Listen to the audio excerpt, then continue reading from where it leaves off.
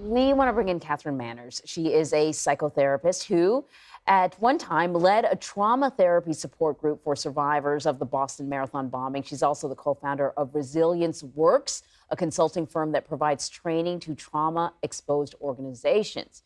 Very interesting. We talk about Boston Strong. I know it's more than a slogan, more than a bumper sticker, but I think that, we don't often focus. We often focus on the resilience, but we often don't talk about the hard work that it takes to become resilient. It's not always pretty. How did the bombing impact the city of Boston and its people?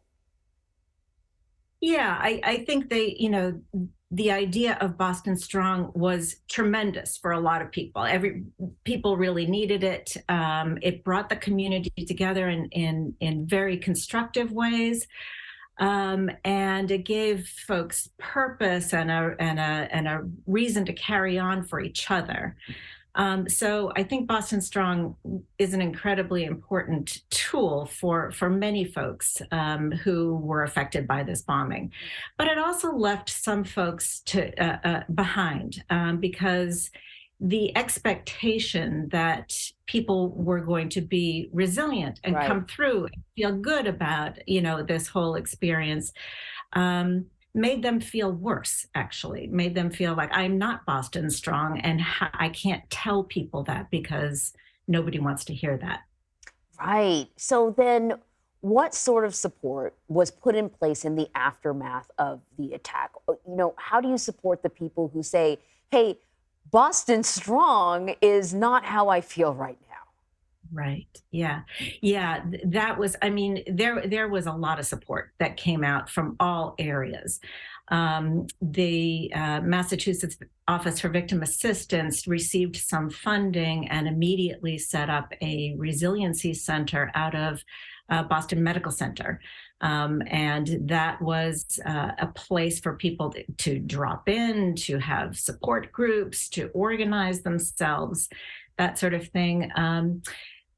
I was working at the Beth Israel Deaconess Medical Center, and we started immediately a support group for survivors who were near the finish line. And we specifically said that group because they were not receiving services. They were not receiving the attention that they needed because they were invisible victims in that they didn't have any injuries. So their needs fell through the cracks in some spaces. But yeah, there were a lot of great supports out there for folks. I imagine, experiencing a trauma like this changes you forever. How are survivors handling things today? Yeah, there are a number of survivors, who still have, have diagnosable post-traumatic stress disorder from Yeah. this event, which is completely understandable. And some people don't any longer. However, when anniversaries happen, when major events happen, Mm. it really is, reminiscent, and folks can go right back to where they were that day. Lots of tears you've been seeing around this whole week of events. Lots of people reaching out to each other for support. Lots of memories coming back for folks. So it can be a really difficult time as well as a celebratory time. As you know, sometimes it's challenging for people to say, I need help, or sometimes they don't know that they could use the assistance of a trained professional. They think, I can handle it, I can muscle through it. When should someone really consider seeking help?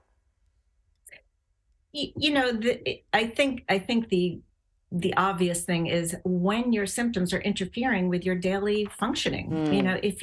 If you're finding it difficult to get out of the house, if you're finding it difficult to maintain your composure, if your emotions are such that you aren't participating in life in the way that you used to, that would really be the time to seek help. Good rule of thumb. Katherine Manners, thank you very much. Thank you.